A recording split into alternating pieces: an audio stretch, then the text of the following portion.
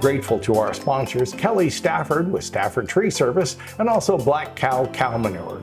If you need your trees trimmed locally, remember Stafford Tree Service at staffordtreesvc.com. And please visit Black Kow Cow Manure, that's K-O-W.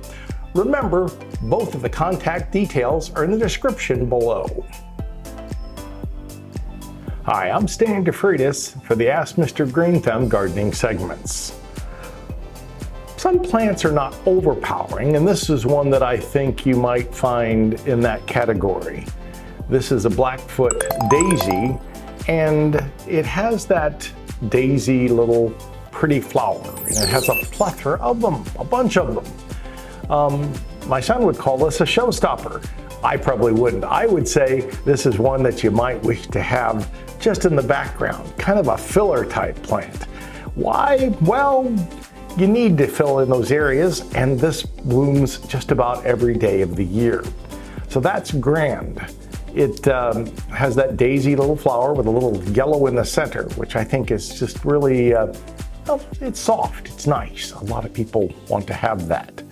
Now, it's not the rose or it's not a hibiscus, it's not a big flower, but you could see this as a nice kind of a ground cover situation, a nice plant for that area. As far as water goes, probably don't let it sit in water because it could get into a root rot. And what's a root rot? It's a fungal problem.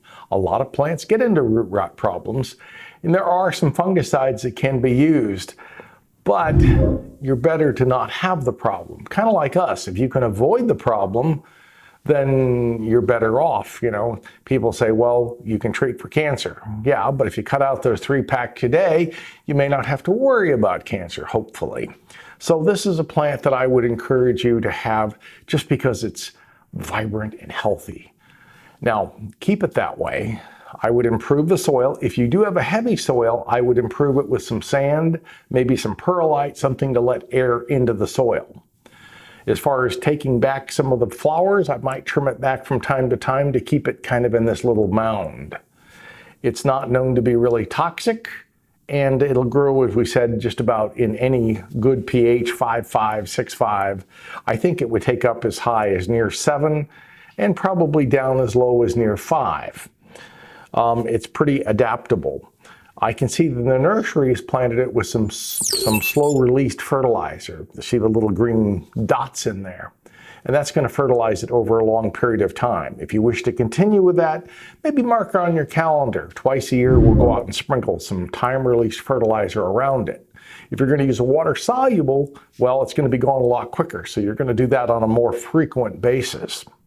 As far as keeping this plant in your landscape, I'd mix it with other flowering plants, maybe other members of the composite group, some other daisy-like flowers. It might fit well with that.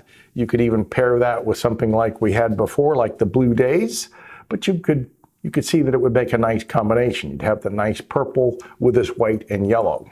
You can use different combinations and get great results. It has this nice kind of long linear leaf, and I think it's attractive on its own.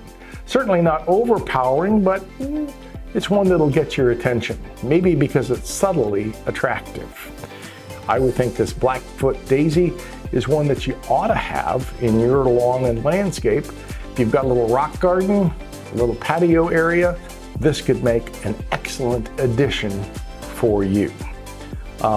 Watch the water, make sure it gets good sun, and I think you'll have great results.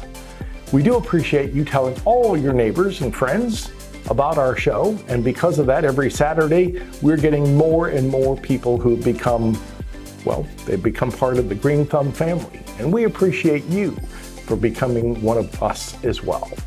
Go out, take time to smell the flowers, enjoy the flowers, and enjoy gardening in general.